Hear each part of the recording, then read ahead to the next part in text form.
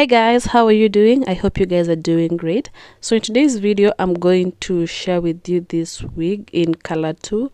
So I shared with you this style before in green and 16, but my client wanted it in color 2.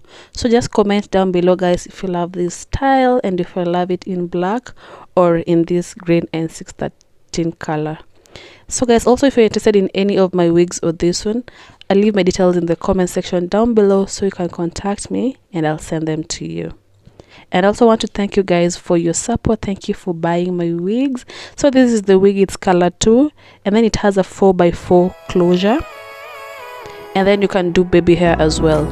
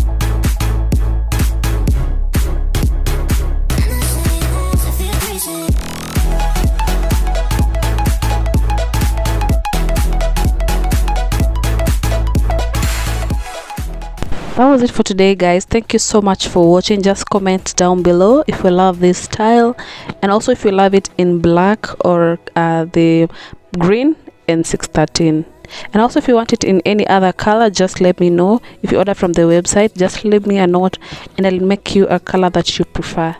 Thank you so much for watching guys. See you in my next video. Bye.